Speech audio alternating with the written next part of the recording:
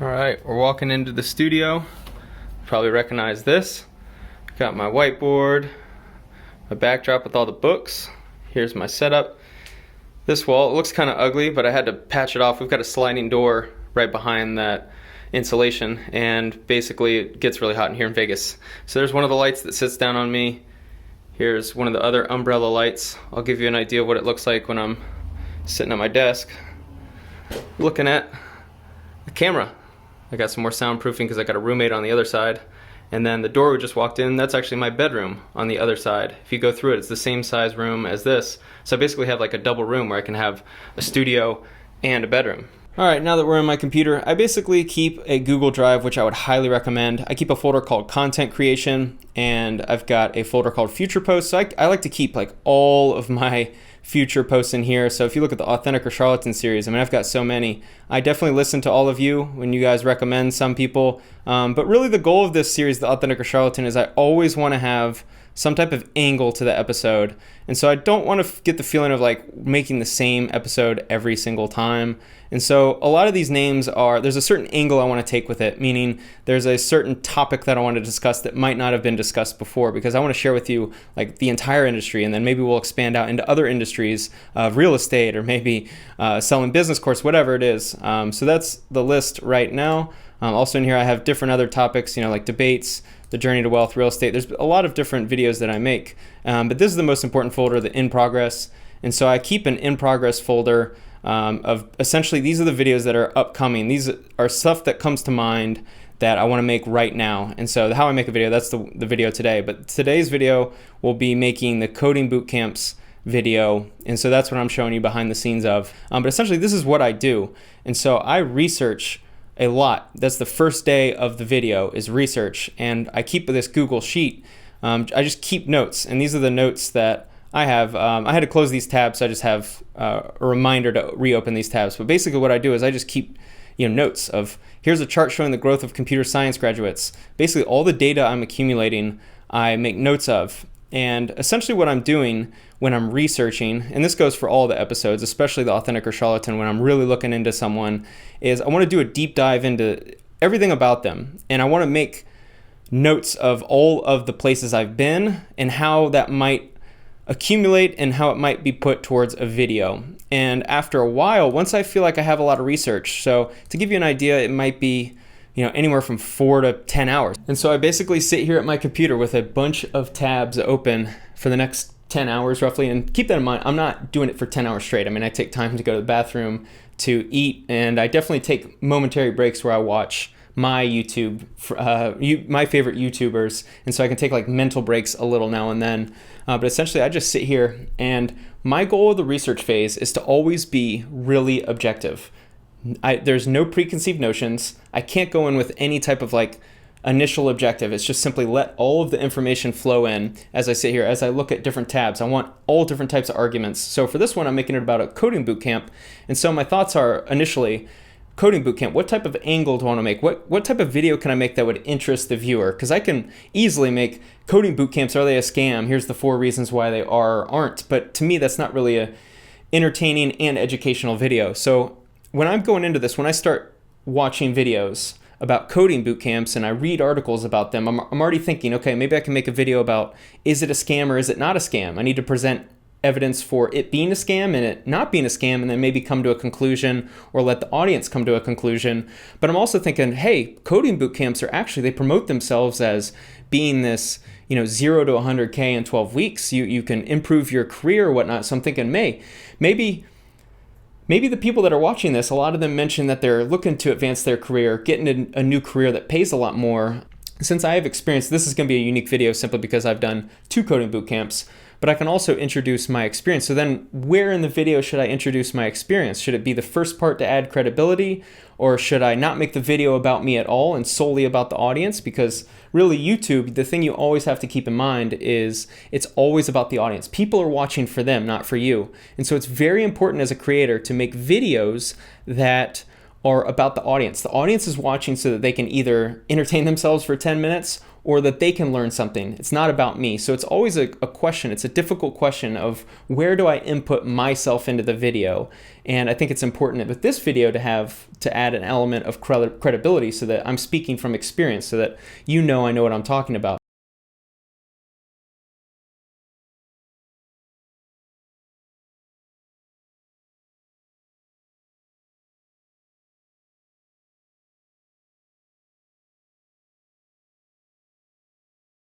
All right, I'm starting to write the script. I've got a few sentences in. I want to just give you an idea of how I do this. So as I'm writing, I kind of have an idea. After all the research, I have a pretty good idea of what I want to talk about. I have a list of topics that I know I want to cover.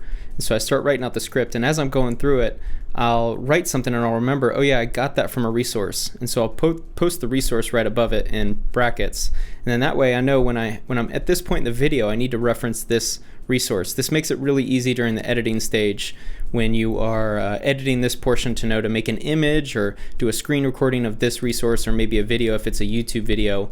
But anyway, here's kind of the script as I go. And I'll reach certain points. So I've reached this point right here where I think it's a good time to maybe bring up the idea of a bad boot camp. And so this is when I add in a little more research. So I'll go to Google and type in worst coding boot camps, a very specific Google search, because I know exactly what I'm looking for. And then this might bring up certain articles about boot camps that weren't good, and then this will be a certain rabbit hole that I can go down. But essentially this is how I bring up good supporting evidence throughout my videos, which I think you guys do appreciate. It's a few minutes after 6 and I've basically just finished the first rough draft.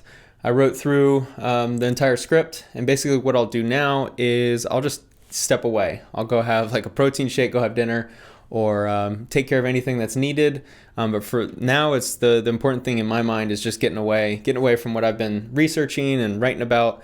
And I think it's good to just take a mental break to get away so that my brain can rest. This is generally when I'll go on YouTube and start watching like other YouTube videos. I basically, whenever I scroll through YouTube, I'll add to watch later. So I'll have a list of like 10 watch later videos. So when I go on YouTube, I've got a list of videos to check out. This is also a time where I might be answering comments. But I hope you understand, like I'm so immersed in this world that like even on my off time, I'm still on YouTube watching other people, maybe being influenced by them or getting some ideas or answering comments. Some of you guys make some really good comments, either criticizing, thanking me, praising me, or adding comments about like new videos that I can make. So it's always good to stay connected in the comment section. But anyway, so after about an hour, I'll come back, maybe even 2 hours, sometimes it's longer. And then basically next we'll be going back through the script and figuring out if there's anything I missed, or if there's anything I don't really care for, or if I feel like there's a need to add something else. That's what will happen in the next stage. It's almost 11 p.m. now. I just spent probably, hour and a half, 2 hours answering comments tonight. There's been a lot of them coming in after the last 3 videos I made, so I've had a lot of comments to respond to, both positively and negatively, which is always fun. But I went back and actually spent quite a bit of time reworking the script. And so when it comes to the script, I am so serious about what I do with the words I use, the sentence structure, basically the layout of the video. And so the second time through, I'm really thinking about like, what's the user experience going to be like? Is it entertaining? Are people even going to care? Like, I don't even know if anyone's going to watch it. Like, what happens if no one clicks on this video, or if people click on it and within 20 seconds they're already lost, or they're just not interested? So those are the kind of things that are always going through my mind. And I basically always want to tell a story, and the goal is to always send the user being the viewer, through the video in a certain way, meaning there's a certain story I want to tell, there's a certain point I want to get across. And what's interesting about YouTube is, as a creator, you're always wanting to create content that people want to watch, and people want to watch the entire video. And it's really difficult because that just doesn't happen. And so it's tough to put like where do you put the meat? If in this video I want to make a video where I really help people. Like, a lot of this is, if you want to do coding boot camp, if you want to have success, here's the quick little game plan. That's like the real main focus of this video, because I didn't have this when I was going through the coding boot camps. And I provide a little 4-step game plan, and I have to put it at the end, but it's unfortunate because I know most people aren't going to watch till the end. I think the average watch time is like 45 to 50%, which means, if 5,000 people see it, maybe 4,500 people aren't even going to see the end of the video, which is kind of the point of it. But anyway, I'm pretty satisfied with this. It's always challenging going through the second time. just trying to figure out, how can I make a video that people care about or people will learn something from. And when you're looking at the script, it's just not entertaining because there's no editing effects. I haven't, I'm not sitting there speaking. I'm just sitting there reading it, and all it is a lot of text. And so some of these videos, man, I sit here and read the script, and I'm like, God, who the heck is going to watch this? Who in the world is going to be entertained by this? And then you film it and you edit it and add in some like catchy edits and some interesting images and stuff. And then, it's really nice to see when people respond favorably to it, because at one point it's like, oh my God, who in the world's going to watch this? But anyway, so now it's about 11 o'clock. I've got my popcorn. I'm going to hide my company. I got my water here, and I'm basically just going to spend the last little bit of the night on decompressing, winding down. I'm going to watch a couple YouTube videos probably. Sometimes I might watch like Netflix for a little bit. All right, about 10:30 a.m. and it's time to start filming. Microphone set up, light right in front of me, light on my side, gives me the best lighting. Looking right at the camera, and you'll see the laptop right behind it. So that is the teleprompter. I basically have the script right there to read off of, which makes making videos so easy. I'm not really good on camera, and plus it's not fun at all when you're sitting here looking at that camera, and then you gotta look over and read the script, and then you gotta memorize it, and then speak, come back and memorize, and speak. And it just makes the editing process so much longer, because it usually takes like 3 or 4 takes just to get what I wanna say. And so when you're watching, I know the value of your time, and I want to condense the amount of ums and ahs and rants that you might go on, so I want to keep it really tight with sticking just to the script. Based on some of the comments and emails I receive, I know that some of you who follow this channel are looking to advance in life. What I always feel awkward was like what to do with my hands. I never know, like, do I relax? Do I clench them? Do I get all tight? I never know. I always feel so awkward making the video. At some point, you may have seen claims made by the boot camps. Sometimes I start talking and I'm like, ugh, I don't like the way I sound. I don't sound enthusiastic enough. So for those of you watching, understand that a lot of YouTubers might have multiple takes for things that they say. I'm definitely not nearly as well spoken as I come across, because I can cut out all the ums and ahs, all the awkward pauses, all the times I stumble over my words. $100K a year salary in just 12 weeks.